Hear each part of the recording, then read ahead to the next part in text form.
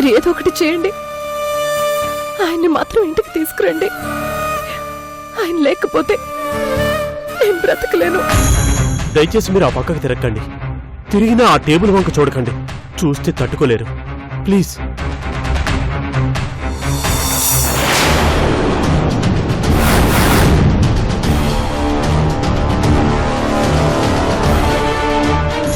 మీరు మాట్లాడరు. నాకు తెలుసు మీరు చాలా మొండి వాళ్ళని. అయినా నేను వదిలిపెట్టను. ముందు మామయ్య గారు దొరికితే ఆ తర్వాత నేనేం చేయాలో అది అత్తయ్య గారు, మామయ్య గారిని జాగ్రత్తగా చూసుకోండి. ముందు ఆయన లోపలికి తీసుకెళ్ళండి. బీపీ పెరిగితే హార్ట్ అటాక్ వస్తుంది.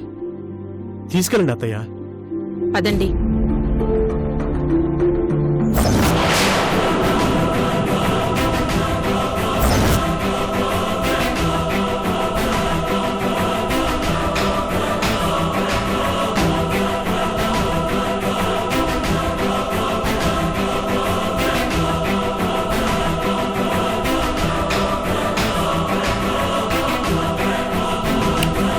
That is మ్యాగస్యం. అనుకున్నదొక్కటి అయినది ఒక్కటి, బోల్తా కొట్టిందిలే బుల్బుల్ పిట్ట. అనుకున్నదొక్కటి అయినది ఒక్కటి, బోల్తా కొట్టిందిలే బుల్బుల్ పిట్ట. పుట్టు నిమిషంలో తెలిసిందిలే, గుండె దిగదారి నిలుచుందిలే. పుట్టు నిమిషంలో తెలిసిందిలే, గుండె దిగదారి నిలుచుందిలే. అనుకున్నదొక్కటి అయినది ఒక్కటి, బోల్తా కొట్టిందిలే బుల్బుల్ పిట్ట. అబ్బా, ఎంత కోపం, ఎంత కోపం! ఆ కోపానికి మామూలు మనిషి అయితే కాలి బూడిదైపోయాడేమో. మనం మహాముదురులం కదా, తట్టుకుని నిలబడ్డాం. ఏంటిదంతా? Screen play. నీకు అర్థం కాలేదు కదా. నిన్ను ఎలా ఇరికించాలని బాగా ఆలోచించాను. చివరికి ఈ ప్లాన్ దొరికింది. నువ్వు ఆ కార్తిక్ గాడితో కలిసి ఆ రెస్టారెంట్కి వస్తున్నావని తెలుసుకున్నాను. మీరిద్దరూ టేబుల్ రిజర్వేషన్ చేయించుకున్న విషయం అక్కడ పనిచేసే సర్వర్కి డబ్బులిచ్చి తెలుసుకున్నాను. నువ్వు రావడానికి ముందే మీ నాన్న అక్కడికి తీసుకుని వెళ్ళాను. మీతో కలిసి భోజనం చేయాలనుంది అంకుల్ అని బిల్డప్ ఇచ్చి నిన్ను ఆ కార్తిక్ గాడిని ఆయన కంట్లో పడేలా చేశాను.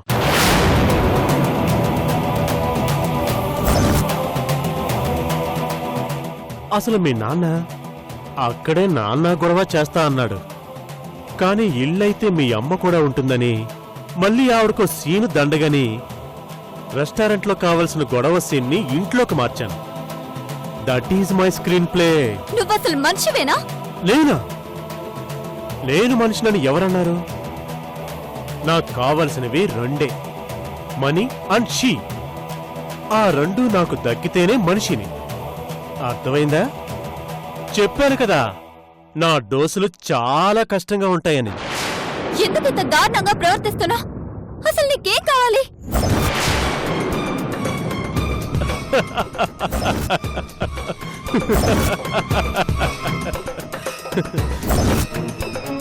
నిన్నటి దాకా సొమ్ములు, ఈ రోజు నుంచి నీ సోకులు.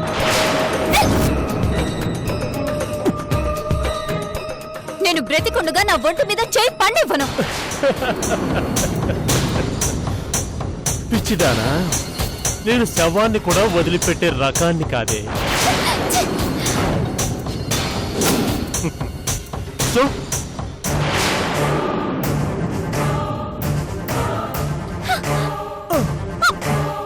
నీ అంతట నువ్వు లొంగకపోతే ఇనుమును వంగ తీయటానికి నిప్పుల్లో కాల్చినట్టు కాల్చి మరీ లొంగ తీసుకుంటా.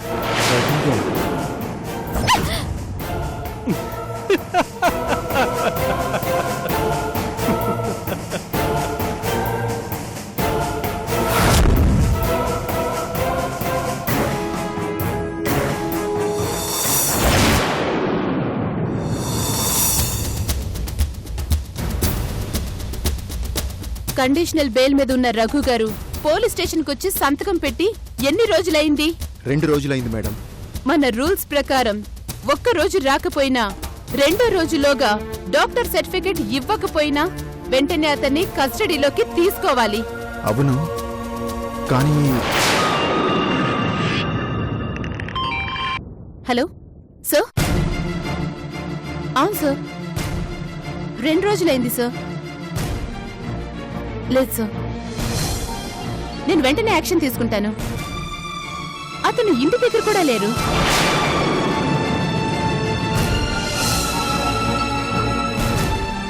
అసలు ఏవయ్యారో ఇంట్లో కూడా తెలీదు. ఎవరో కిడ్నాప్ చేశారని అనుకుంటున్నారు. లేదు సార్, అలాంటి కంప్లైంట్ ఏమీ రాలేదు. Okay sir, definitely sir. Yes sir. విన్నారుగా, పైనుంచి ఫోన్లు. రఘు గారిని ఎందుకు అరెస్ట్ చేయలేదు అని అడుగుతున్నారు. వెళ్ళండి, వెళ్ళి వెంటనే రఘు గారిని అరెస్ట్ చేయండి. ఆయన బెయిల్ కూడా క్యాన్సిల్ అయింది. ఎలా అరెస్ట్ చేయమంటారు? అతన్ని ఎవరో కిడ్నాప్ చేశారు. ఇంతవరకు ఆయన ఇంటికి రాలేదు. ఇంట్లో లేని మనిషిని ఎలా అరెస్ట్ చేయాలి మేడం? ఇదే ప్రశ్న నేను పై ఆఫీసర్స్ ని అడిగాను. అతను ఎప్పుడు ఇంటికొస్తే అప్పుడు అరెస్ట్ చేయండి, లేదంటే అతని కోసం వెతకండి, వెతికి పట్టుకుని అరెస్ట్ చేయండి అని చెప్పారు. మనం రూల్స్ ఫాలో అవ్వాల్సిందే తప్ప మనంతట మన రూల్స్ ని సృష్టించలేం కదా. కాసేపు ఏసీపీగా కాకుండా మామూలు భవానీగా ఆలోచించు. ఇది చాలా అన్యాయం కదా భవానీ. పాపం ఆయన్ని ఎవరో కావాలని కిడ్నాప్ చేశారు. ఆ విషయం నీకు తెలుసు. ఎక్కడున్నారో తెలియక ఎంత వెతుకుతున్నామో నీకు తెలుసు. ఎలా అరెస్ట్ చేయమని చెప్తారు? ఆ బాధ నాకు మాత్రం లేదనుకున్నారా? లేకపోతే నేను మాత్రం ఆయన గురించి బాధపడ్డం లేదు అనుకుంటున్నారా? ఏవైనా మనం గవర్నమెంట్ సర్వెంట్స్ ని, మనం రూల్స్ ని ఫాలో చేయాలి. నేను మొదటి నుంచి భయపడుతుంది ఇదే. 2 రోజులు కనిపించకపోతే బెయిల్ క్యాన్సిల్ అవుతుంది అనుకున్నాను. చివరికి అదే అయింది. ముందు ఆయన రాగానే అరెస్ట్ చేయండి. ఆ తర్వాత మావి గారిని కిడ్నాప్ చేశారు అని, ఆయన కావాలని తప్పించుకున్నది కాదు అని కోర్టుకు వెళ్దాం. అలా అయినా బయటికి వస్తే ప్రాణభయం ఉందనే నెపంతో బెయిల్ నిరాకరించే ప్రమాదం ఉంది భవానీ.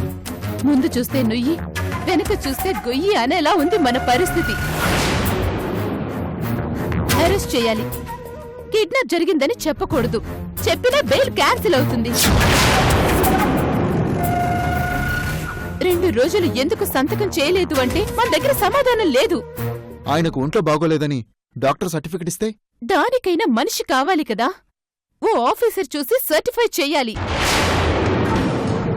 పోలీసులు చూడకుండా, వాళ్ళ ఆథరైజేషన్ లేకుండా ఎలా సర్టిఫై చేస్తారు? సో ఎలా చూసినా ఆయన్ని అరెస్ట్ చేయక తప్పదండి. అరెస్ట్ చేయాల్సిందే.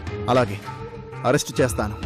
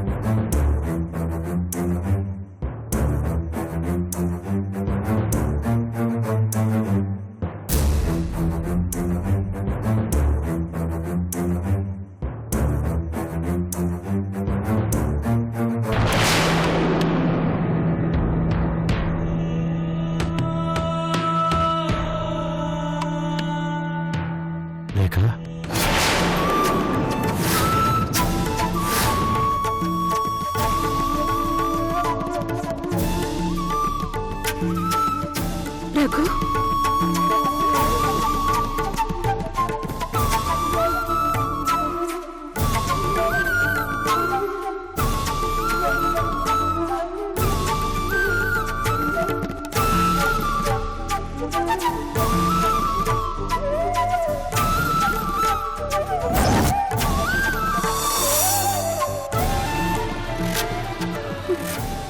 రఘు నీకేం కాలేదు కదా? నువ్వెక్కడికి వెళ్ళిపోయావు? నువ్వేమైపోయావని అందరం ఎంత టెన్షన్ పడ్డామో తెలుసా? అసలు ఎన్ని రోజులు ఎక్కడికి వెళ్ళావు? ఏమో తెలియదు రేఖ. ఆ రోజు పోలీస్ స్టేషన్కి వెళ్ళి సంతకం పెట్టొస్తుంటే ఎవరో వచ్చి కర్చీఫ్తో నా ముక్కు మూసి నన్ను కిడ్నాప్ చేసి తీసుకెళ్లారు.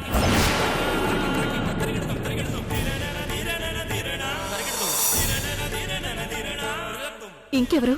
ఇదా మినిస్టర్ పనే. భవానీ కూడా అతని పనే అని అనుమానించింది. కాదు రేఖ, ఇది గ్యారంటీగా మినిస్టర్ పని కాదు.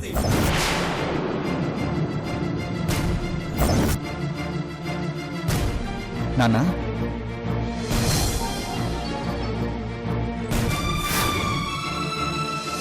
ఏమైపోయారు నాన్న? ఎవరో కిడ్నాప్ చేశారా. కానీ ఈ 2 రోజులు నన్ను వాళ్ళు అసలు ఏమీ చేయలేదు, మాట్లాడలేదు. కనీసం నన్ను ఎందుకు కిడ్నాప్ చేస్తారో కూడా చెప్పలేదురా.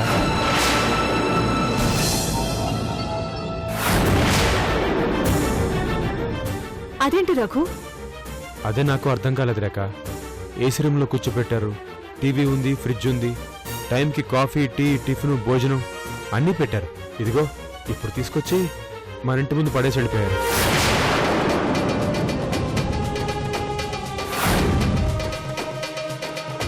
చాలా ఆశ్చర్యంగా ఉంది. అలాంటప్పుడు వాడు నిన్నెందుకు కిడ్నాప్ చేసినట్టు? ఏమో తెలియదు రేఖ. మీరు వాళ్ళనేం అడగలేదా? వాళ్ళు నోరిప్పితే కదరా, అసలు నాతో వాళ్ళు మాట్లాడలేదు. వాళ్ళని చూస్తే గుర్తుపడతారా? లేదురా, గుర్తుపడడానికి వీలు లేకుండా వాళ్ళ మొహాలకి మాస్కులున్నాయి. ఏంటి రఘు, ఇదంతా ఆశ్చర్యంగా ఉంది. వాళ్ళ సంగతి తర్వాతమ్మా, ముందు నాన్నని అరెస్ట్ చేయాలి.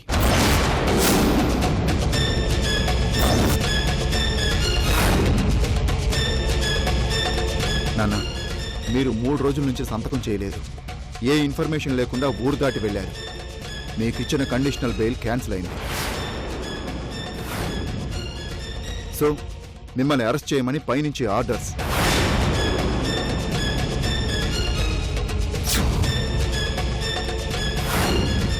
ఏమిట్రా ఈ ఘోరం? ఆయన ఏ తప్పు చేయలేదు. ఎవరు కిడ్నాప్ చేశారు? ఆయనకు అసలేమీ తెలియదు కదరా. అవన్నీ చట్టం పట్టించుకోదమ్మా. బెయిల్ క్యాన్సిల్ అయిందని ఆర్డర్స్ వచ్చాయి. మేము అరెస్ట్ చేయాల్సిందే అమ్మా, తప్పదు. అది కాదురా. రేఖ, వాడి డ్యూటీని వాడిని చేయని.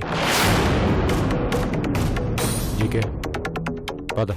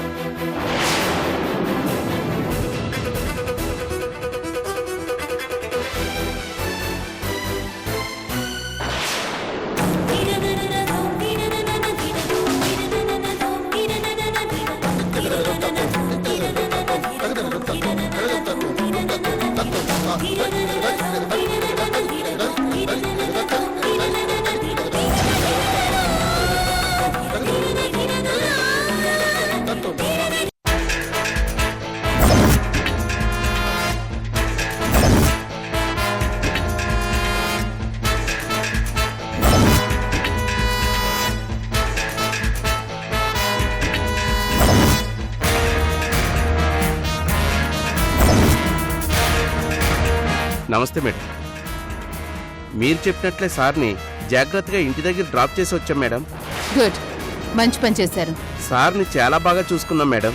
సార్ ఏది అడిగితే తెచ్చిచ్చాం మేడం. నాకు తెలుసు. ఇది తీసుకోండి. పర్వాలేదు మేడం. మీ కష్టం నాకెందుకు చెప్పండి. తీసుకోండి, పర్వాలేదు. ఇది అలుసుగా తీసుకొని ఎక్కడైనా కిడ్నాపులు చేశారో ఊరుకునేది లేదు. నా సంగతి తెలుసుగా. మేమెప్పుడో కిడ్నాప్లు మానేసి మంచిగా బ్రతుకుతున్నాం మేడం. మీరు అడిగారని చేశాం తప్ప లేకపోతే వచ్చేవాళ్ళమే కాదు. ఓకే, ఈ విషయం ఎక్కడ బయటకు రానివ్వకండి. అలాగే మేడం. ఉమ్. వస్తాం మేడం. వస్తాం మేడం.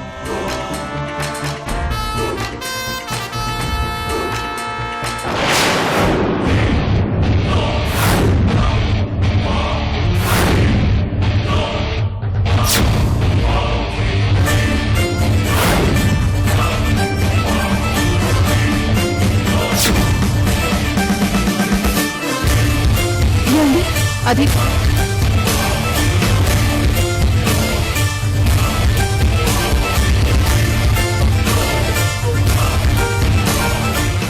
ఎందుకు భవాని, ఎందుకు ఇలాంటి పని చేశావు? నీ కళ్ళ ముందు నాన్న కనిపించడం లేదని అమ్మ కన్నీళ్లు పెట్టుకోవడం చూస్తున్నా.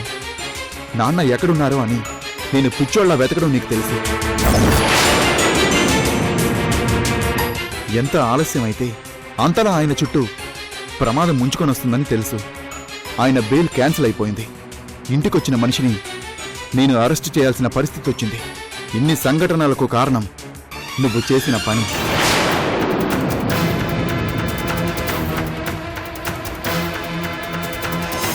ఎందుకు చేశావు ఈ పని? ఆయన్ని కిడ్నాప్ చేసి ఏం సాధిద్దాం అనుకున్నావు? చివరకు మా నాన్నని మాకు దూరం చేయడమే నీకు ఆనందం అనుకున్నావా?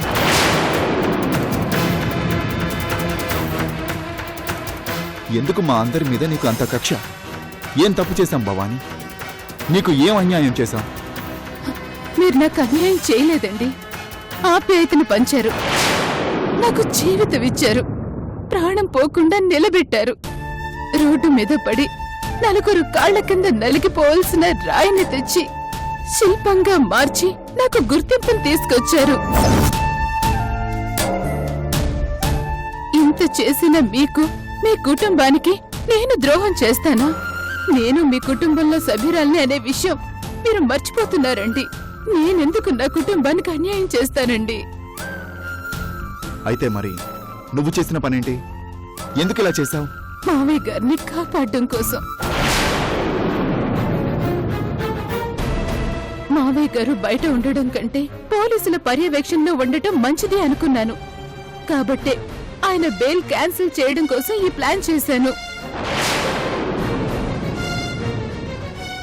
మీకు తెలుసా, ఆ మినిస్టర్ మాణిక్య వరప్రసాద్ మావయ్య గారిని చంపడం కోసం బీహార్ గ్యాంగ్ ని సిటీలోకి దింపాడు.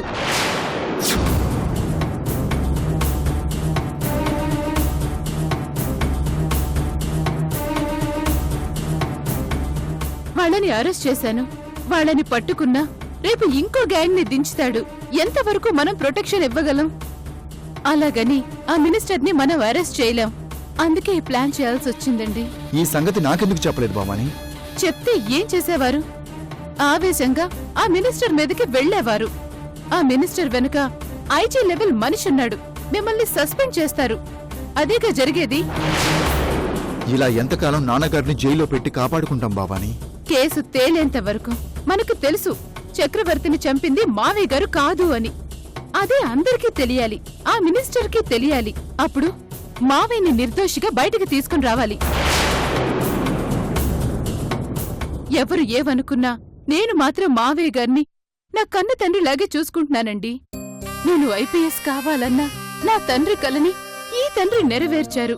ఆయనకి ఏ కష్టం కలగకుండా చూడ్డం నా కనీస బాధ్యతండి. ఆ ప్రయత్నంలో మీ మనసు కష్టపెట్టుంటే నన్ను క్షమించండి. పర్వాలేదు భవాని, నీ ఆశయం గొప్పదైనప్పుడు నిన్నెవరూ కాదనలేరు.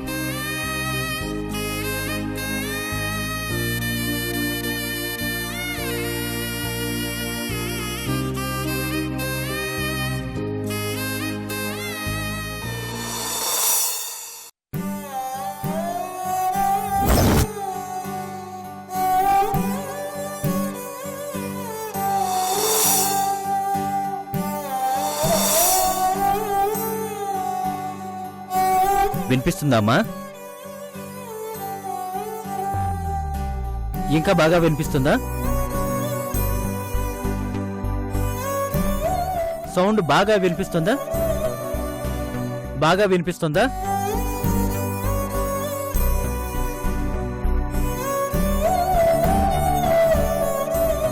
Come on baby, speak out. Come on baby, speak out.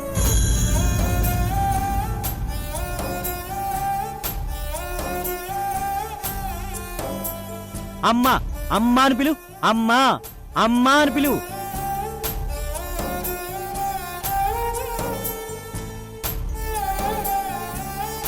ఇదిగో మీ నాన్నగారి నుంచి చూడు. నాన్న నాన్న అని పిలు. నాన్న నాన్న అని పిలు. అమ్మా అమ్మా.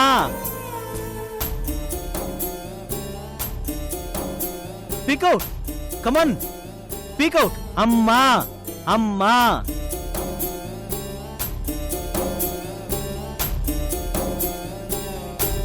అమ్మా అని పిలు.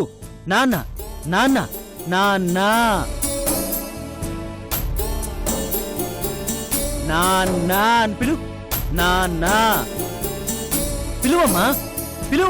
నాన్న అమ్మా.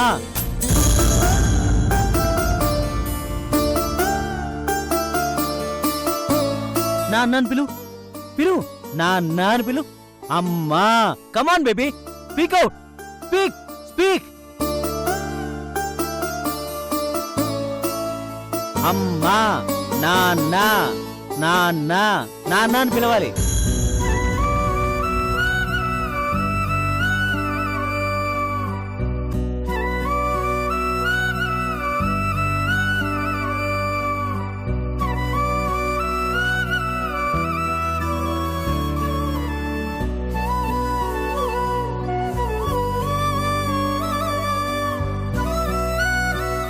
సాహితి, నేను ఓడిపోతానేమో అని భయంగా ఉంది. పాప చేత అమ్మా నాన్న అని పిలిపించలేకపోతున్నాను. నా వల్ల కాదేమో అనిపిస్తోంది. నిజంగా నేను ఫెయిల్ అయితే నేను నీ దగ్గరికే వచ్చేస్తాను.